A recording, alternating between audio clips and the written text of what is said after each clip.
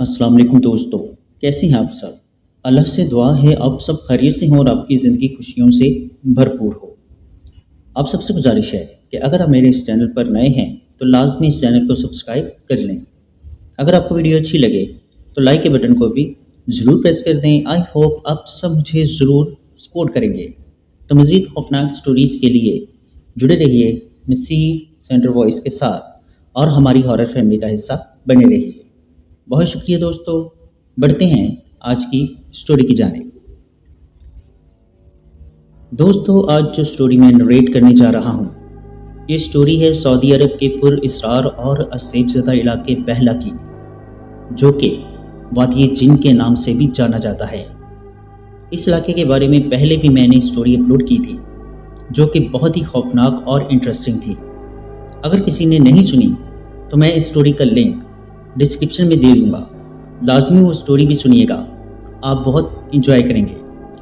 दोस्तों, कभी कभार हम ना चाहते हुए भी ऐसी जगहों पर चले जाते हैं जिनके बारे में हम जानते भी हैं कि ये खौफनाक और असेबज़दा हैं, लेकिन ना चाहते हुए भी मजबूरी में हमें वहाँ जाना पड़ता है, जिसकी बहुत भारी कीमत हमें हमेशा अदा करनी पड़ती है। बाज़ औक़ात तो पूरी ज़िंदगी का रोग बन जाता है। दोस्तों, ये स्टोरी बहुत ही इंटरेस्टिंग होने वाली है। स्टोरी सुनने से पहले अपने इर्द गिर्द हिसार कायम कर लें और आयतुल कुर्सी पढ़ लें ताकि आप इन शैतानी असरात से महफूज रह सकें। अल्लाह ताला हम सब को ऐसी आफात और बलियात से हमेशा महफूज रखे, आमीन। दोस्तों, ये स्टोरी इमरान की है जो कि आजकल सऊदी अरब में मुकीम है। चलिए सुनते हैं इमरान की स्टोरी उन्हीं की ज़ुबानें। अस्सलाम वालेकुम नसीर भाई, मेरा नाम इमरान है और मैं एक पाकिस्तानी ड्राइवर हूँ।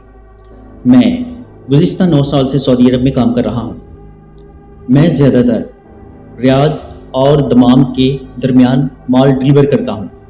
मैंने बहुत सी रातें अकेले सड़कों पर गुजारी हैं, मगर जो कुछ बहला नामी इलाके में मेरे साथ पेश आया वो मेरी ज़िंदगी का वो हिस्सा है जिसे मैं जितना भूलना चाहूँ इतना ही गहरा होता जाता है। ये वाक़या दिसंबर 2022 का है। मैं रियाज से दमाम की तरफ जा रहा था। रास्ता तवील था और मेरी आंखों में नींद की शिद्दत बढ़ रही थी। रियाज के एक मुकामी अरब दोस्त नासिर ने मुझे एक शॉर्टकट बताया था जो बहला नामी इलाके से होकर जाता था। ये इलाका बहुत ज़्यादा सुनसान था। मैंने परवाह नहीं की। मैंने सोचा वक्त बचेगा, यही काफ़ी है। शायद यही मेरी पहली गलती थी। जब मैं उस सड़क पर चढ़ा तो सूरज गुरूब हो रहा था। इर्द गिर्द रेतले टीले और खुश्क झाड़ियाँ थीं। दूर दूर तक कोई आबादी नज़र नहीं आ रही थी, न बंदा न बंदे की ज़ात। मेरे मोबाइल का GPS भी काम नहीं कर रहा था। मैंने मोबाइल का GPS बंद कर दिया और सोचा कि आगे जाकर कोई सिग्नल आ जाएगा, लेकिन कुछ किलोमीटर बाद सड़क पथरीली और नाहमवार हो गई। अचानक मेरी गाड़ी की हेडलाइट्स बंद हो गई। दिल जैसे एक लम्हे को रुक गया। मैंने ब्रेक लगाई, इंजन ऑफ किया, फिर स्टार्ट किया। गाड़ी चल पड़ी, मगर दिल में हल्की सी कपकपाहट महसूस हुई। कुछ तो ठीक नहीं था। अब अंधेरा मुकम्मल छा चुका था। मेरी गाड़ी के इर्द गिर्द सिर्फ रेत, झाड़ियाँ और खामोशी थी। अचानक एक मुकाम पर मुझे सड़क के किनारे एक औरत खड़ी नजर आई। सफ़ेद अबाया, सर झुका हुआ, हाथ खाली। मेरे जिस्म में एक लहर सी दौड़ गई। यहाँ कोई औरत क्यों पर हो सकती है इस सुनसान जगह पर? मैंने शीशा नीचे किया और आवाज़ दी, अस्सलाम वालेकुम बहन, सब खैरियत है? उसने सर उठाया और मेरा खून मुंजमद हो गया। उसका चेहरा नहीं था, सिर्फ सफ़ेद जिल्द, जैसे किसी ने चेहरे पर प्लास्टर लगा दिया हो। न आंखें, न नाक, न मुंह, बस एक सफ़ेद चादर। मैंने फौरन शीशा ऊपर किया, गाड़ी को गियर में डाला और उस जगह से भाग निकला। कुछ दूर आगे जाकर एक पुरानी खस्ता हाल दीवार नजर आई जिस पर अरबी में कुछ लिखा हुआ था। जो बहला में दाखिल हुआ वो दुनिया से निकल गया। ये पढ़कर मैं कांप उठा। मैं अब वापसी की राह ढूंढने लगा, मगर हर रास्ता एक जैसा नजर आ रहा था। झाड़ियां, रेत, खामोशी। اور پھر ایک چیز جو بدلی ہوئی مجھے محسوس ہوئی، وہ فضا تھی۔ ہوا میں ایک عجیب سی نمی آ گئی تھی، جیسے سانس لینا مشکل ہو رہا ہو۔ درخت نہیں تھے مگر پتوں کی سرسراہٹ سنائی دے رہی تھی۔ پھر اچانک گاڑی کی ونڈ سکرین پر 3 خونی ہاتھوں کے نشانات ظاہر ہوئے، جیسے کسی نے گاڑی کے اندر سے چھونے کی کوشش کی ہو۔ میں نے گاڑی سے نکلنے کی ہمت کی کہ شاید کہیں پانی یا کوئی مدد مل جائے۔ زمین پر انسانی قدموں کے نشانات تھے جو گاڑی کی طرف آ رہے تھے، مگر مٹی پر کوئی واپسی کے نشان نہ تھے، جیسے وہ قدم چلتے ہوئے آئے ہوں مگر پھر غائب ہو گئے ہوں۔ مجھے دور ایک کچی مسجد کی مینار نظر آئے۔ میں اس طرف چلنے لگا۔ جب میں قریب پہنچا تو مسجد کا دروازہ تھوڑا کھلا ہوا تھا اور اندر اندھیرا تھا۔ میں نے السلام علیکم کہا مگر کوئی جواب نہ آیا۔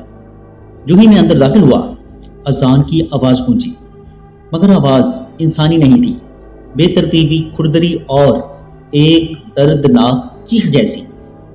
مسجد کے اندر ایک پرانا قرآنی نسخہ رکھا تھا مگر وہ الٹا تھا اور کھلا ہوا صفحہ سورہ جن کا تھا۔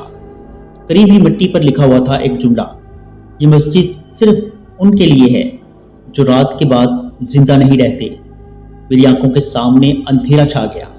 میں نے پیچھے مڑ کر بھاگنے کی کوشش کی مگر دروازہ خود بخود بند ہو گیا۔ میرے کانوں میں سرگوشیاں گونجنے لگی۔ ایک نسوانی آواز نے کہا، تم نے بہلا کا دروازہ چھوا ہے، اب واپسی کا کوئی دروازہ نہیں۔ میں نے اپنی تمام تر ہمت کو جمع کیا، دروازے کو دھکیل کر کھولا۔ باہر شدید ہوا چل رہی تھی، ریت اور وہی عورت کھڑی تھی، مگر اب وہ چند قدم دور تھی اور اس کے پیچھے کئی سائے تھے۔ میں نے گاڑی کی طرف دوڑ لگا دی۔ جیسے ہی دروازہ کھولا وہ تمام سائے ایک چیخ کے ساتھ غائب ہو گئے۔ میں نے گاڑی سٹارٹ کی، اس بار بغیر کسی رکاوٹ کے سیدھا ریاض کی طرف گاڑی بھگا دی۔ صبح سورج نکلنے پر میں ایک چیک پوسٹ پر پہنچا۔ پولیس والے حیران تھے، تم اس علاقے سے کیسے نکلے؟ وہ تو 20 سال سے بند ہے، وہاں سے کوئی زندہ نہیں لوٹتا۔ میں نے خاموشی اختیار کی۔ میں کچھ ثابت بھی تو نہیں کر سکتا تھا، مگر گاڑی کے ڈیش بورڈ پر آج بھی وہ 3 خونی نشانات موجود ہیں۔ کہتے ہیں کچھ دروازے ایسے ہوتے ہیں جنہیں کھولنے کے بعد بند کرنا ممکن نہیں رہتا۔ بہلا ایک ایسا ہی دروازہ تھا۔ میں نے اسے کھولا تھا اور اب وہ میرے پیچھے پیچھے چل رہا تھا۔ گزشتہ واقعہ کو 6 ماہ گزر چکے تھے۔ میں نے وہ راستہ کبھی دوبارہ استعمال نہیں کیا، نہ کبھی کسی کو اس طرف جانے کا مشورہ دیا، مگر ایک روز ایسا ہوا جس نے مجھے دوبارہ اس دوزخ کی دہلیز تک لا کھڑا کیا۔ میرے کفیل شیخ فہد بن سلیمان تھے، نجد کے علاقے کے ایک بڑے تاجر۔ ان کے صاحبزادے طلال نے مجھے حکم دیا کہ ان کی گاڑی رینج روور ایک خاص فارم ہاؤس میں پہنچائی جائے۔ فارم ہاؤس کا پتہ ملا، قریب بہلا کسرل صحراوی روڈ۔ میں گھبرا گیا۔ میں نے عذر پیش کیا کہ یہ علاقہ خطرناک ہے، مگر طلال نے طنزاً کہا، تم پاکستانی لوگ ہمیشہ ڈرتے ہو، بہلا کوئی جنوں کی ریاست نہیں، بس ایک پرانا قصہ ہے، لے جاؤ گاڑی۔ نوکری بچانا تھی، مجبوراً حامی بھر لی۔ میں نے عصر کے بعد ریاض سے روانگی اختیار کی۔ میرے ساتھ ایک بنگالی مکینک راشد بھی تھا۔ راشد ہنسی مذاق میں مصروف تھا، مگر جیسے ہی ہم بہلا کے قریب پہنچنے لگے اس کے چہرے کا رنگ اڑنے لگا۔ عمران بھائی، یہ جگہ کچھ صحیح نہیں لگ رہی۔ راشد کا تعلق جدہ سے تھا، مگر اس نے بھی بہلا کی کہانیاں سن رکھی تھی، جیسے ریت میں دفن جن، عبایا والی عورت اور گھومتی ہوئی خالی کار۔ ہم نے نماز مغرب ایک ویران پمپ سٹیشن پر پڑھی جو اب مکمل بند ہو چکا تھا۔ دیوار پر لکھا تھا، یہاں رات گزارنا منع ہے۔ جب ہم بہلا کی سرحد میں داخل ہوئے تو میری گھڑی نے کام کرنا بند کر دیا۔ راشد کی گھڑی بھی رک گئی۔ دونوں پر وقت تھا 6:44 اور وہیں پر فریز ہو چکا تھا۔ راستے میں عجیب سی خاموشی چھائی ہوئی تھی۔ ہوا چل رہی تھی مگر جھاڑیاں ہل نہیں رہی تھیں۔ آسمان صاف تھا مگر ستارے نظر نہیں آ رہے تھے۔ پھر ایک اور واقعہ ہوا۔ ہمارے سامنے سے ایک پرانی پک اپ آئی بغیر ہیڈ لائٹس کے، مگر جیسے ہی وہ قریب آتے ہی وہ غائب ہو گئی۔ راشد چیخا، گاڑی زمین میں سما گئی کیا؟ میں نے اسے تسلی دی، مگر میرے دل میں بھی کپ کپی تھی۔ ہم دونوں فارم ہاؤس پہنچے۔ سفید دیواریں، بڑا آہنی گیٹ اور اندر روشنی کا کوئی نشان موجود نہ تھا۔ طلال نے کہا تھا ایک ملازم ہمارا منتظر ہوگا۔ ہم نے گیٹ کھولا، چرچراہٹ ایسی جیسے کئی سال بعد کھولا گیا ہو۔ فارم ہاؤس کے اندر سب کچھ ساکت تھا۔ پانی کی ٹینکیاں خالی، بجلی بند اور صحن میں ایک پرانا جھولا جو خود بخود ہل رہا تھا، حالانکہ ہوا بالکل نہیں چل رہی تھی۔ اسی لمحے ایک چیخ سنائی دی، جیسے کوئی بچہ رو رہا ہو، نہ قریب نہ دور، بلکہ بالکل ہمارے کانوں کے اندر۔ راشد پیچھے ہٹ گیا۔ یہ جگہ ٹھیک نہیں عمران بھائی، ہمیں واپس جانا چاہیے۔ ہم نے گیراج کی طرف گاڑی پارک کی اور سامنے کمرے دیکھے، ہر کمرہ بند سوائے ایک کمرے کے، کمرہ نمبر 3۔ دروازہ ہلکا سا کھلا تھا۔ میں نے ہمت کر کے اندر جھانکا، کمرہ خالی تھا۔ اچانک دروازہ زور سے بند ہو گیا۔ راشد چیخا اور پیچھے ہٹ گیا۔ ہم نے دروازہ کھولنے کی کوشش کی، مگر وہ اندر سے بند ہو چکا تھا۔ حالانکہ ہم دونوں باہر تھے، تبھی فارم ہاؤس کے صحن میں ایک سائے کی حرکت ہمیں دکھائی دی۔ وہی سفید عبایا والی عورت، مگر اس بار اس نے سیاہ برقع اٹھ رکھا تھا۔ اس کا چہرہ بھی نقاب میں چھپا ہوا تھا، مگر ہاتھ انسانی نہیں تھے۔ ہم نے بھاگنے کی کوشش کی، مگر گاڑی سٹارٹ نہ ہوئی۔ راشد نے چیخ کر سورہ فلق پڑھنا شروع کی اور میں نے سورہ بقرہ کا ایک خاص حصہ دہرایا۔ فضا میں ایک چیخ بلند ہوئی، جیسے بہت سے جنات بیک وقت چیخ رہے ہوں۔ اسی لمحے فارم ہاؤس کی چھت، جی ہاں چھت، ہلنے لگی، جیسے کسی نے نیچے سے دھکیل کر اسے اوپر اٹھایا ہو۔ آخر کار گاڑی سٹارٹ ہوئی، مگر جیسے ہی ہم نے باہر نکلنے کی کوشش کی، گیٹ خود بخود بند ہو گیا۔ تب ایک بزرگ شخص نمودار ہوا، ہاتھ میں عصا، سفید لباس، چہرے پر نور۔ اس نے کہا چلو میرے پیچھے، خاموشی سے چلو اور پیچھے مڑ کر مت دیکھنا۔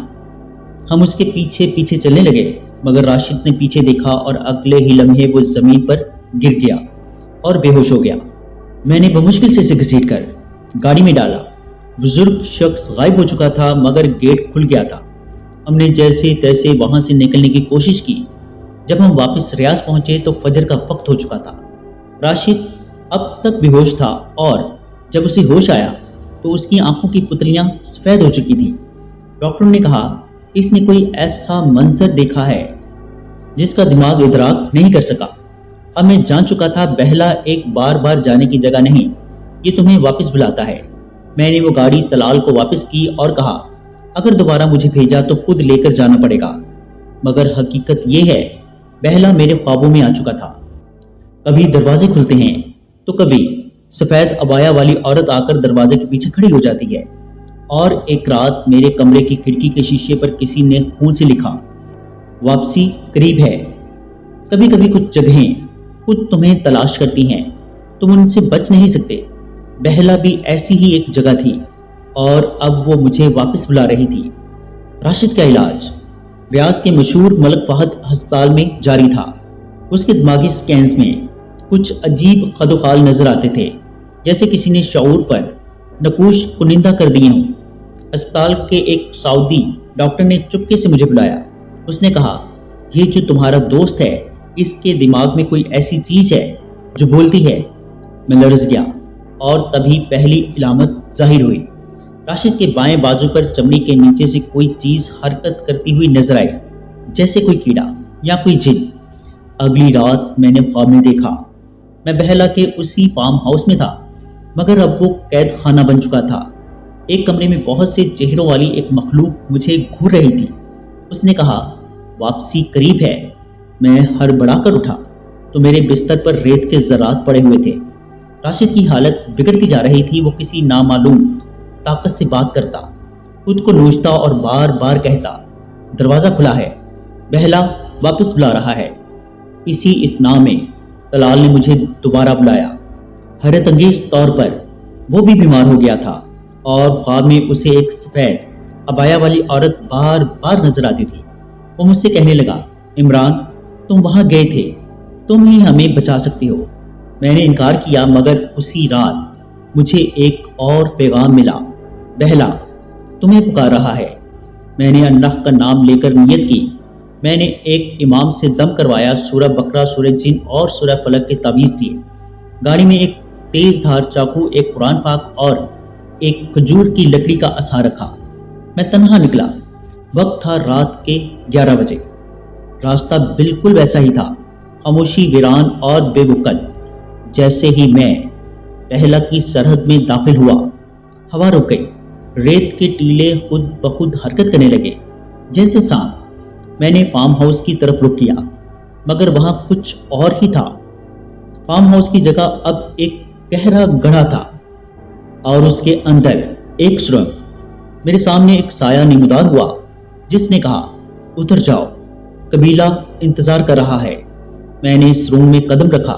نیچے ایک اور ہی دنیا تھی، نیم اندھیرا، مگر ہر طرف عربی میں نقش تھے، پرانے رسم الخط میں۔ ایک بہت بڑا ہال تھا جہاں دیواروں سے بندھے 9 اجسام تھے، انسان نما، مگر آنکھوں کی جگہ کالے خلا اور زبان سانپوں جیسی۔ ان میں سے ایک بولا، ہم قبیلہ جن القدیم ہیں، ہمیں انسانوں نے قید کیا تھا۔ راشد نے غلطی سے وہ آیت پڑھی جو کفر توڑتی ہے۔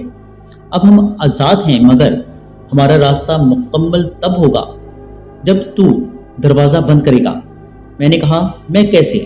وہ بولا، تو وہ ہے جو خوف سے نہیں بھاگا۔ میں نے ان سے راشد کو چھوڑنے کی التجا کی۔ ان کا جواب تھا، ایک روح کے بدلے ایک جسم، یعنی اگر راشد کو چھوڑا گیا تو کسی اور کو لے جانا ہوگا۔ میں نے حامی بھر لی، مگر شرط یہ رکھی، میں خود جاؤں گا۔ وہ بولے، نہیں، تیرا جسم کمزور ہے، ہمیں وہ چاہیے جس نے پہلی بار چیخ سنی۔ تب مجھے یاد آیا، وہ پہلا بچہ جس کی چیخ سنائی دی تھی، فارم ہاؤس کی چیخ۔ اس چیخ کا مطلب تھا پہلا دروازہ کھل چکا۔ میں نے قرآن مجید کھولا اور بلند آواز میں سورہ جن پڑھی۔ فضا تھر تھرا گئی۔ قبیلے نے چیخ مار کر کہا، بند کرو اسے، تو ہمیں جلا رہا ہے۔ مگر میں پڑھتا رہا، حتیٰ کہ سب وجود ایک ایک کر کے موم کی طرح پگھلنے لگے۔ راستہ خود بخود بند ہوتا گیا، سرنگ، گڑھا، سب کچھ ختم۔ میں نے راشد کو فارم ہاؤس کے پرانے گیٹ کے پاس بے ہوش پایا۔ اس کی آنکھیں واپس معمول پر آ چکی تھیں۔ ہم دونوں جیسے تیسے صبح سے پہلے ریاض واپس پہنچ گئے۔ راشد ٹھیک ہو گیا، طلال کے خواب بند ہو گئے، اور میں اب رات کو سکون سے سوتا ہوں، مگر ہر رات سونے سے پہلے مجھے ایک چھوٹا سا سایہ بستر کے پاؤں کی طرف نظر آتا ہے، اور وہ آہستہ آہستہ میری طرف ڈگتا ہے۔ کبھی کچھ اور نہیں کہتا، بس میرے تکیے کے قریب آ کر کان میں کہتا ہے، قبیلہ واپس آئے گا۔ پہلا ختم نہیں ہوا، وہ صرف خاموش ہوا ہے، اور خاموشی ہمیشہ طوفان سے پہلے آتی ہے۔ اس دن سے لے کر آج تک میں نے کبھی بھی پہلا میں قدم نہیں رکھا۔ جی دوستو، کیسی لگی آپ کو سٹوری؟ کمنٹ باکس میں اپنی رائے کا اظہار ضرور کیجیے گا۔ اگر آپ یا آپ کے کسی جاننے والے کے ساتھ کوئی ایسا خوفناک یا ناقابل فراموش واقعہ پیش آیا ہو اور آپ اسے ہمارے ساتھ شیئر کرنا چاہتے ہوں، تو نیچے ڈسکرپشن میں موجود میرے واٹس ایپ نمبر پر ہمارے ساتھ شیئر کر سکتے ہیں۔ اپنا اور اپنے گھر والوں کا بہت سا خیال رکھیے گا۔ مجھے اور میرے گھر والوں کو اپنی خصوصی دعاؤں میں یاد رکھیے گا۔ اللہ نے چاہا تو ملتے ہیں کسی اور خوفناک سٹوری میں۔ تب تک کے لیے اللہ حافظ۔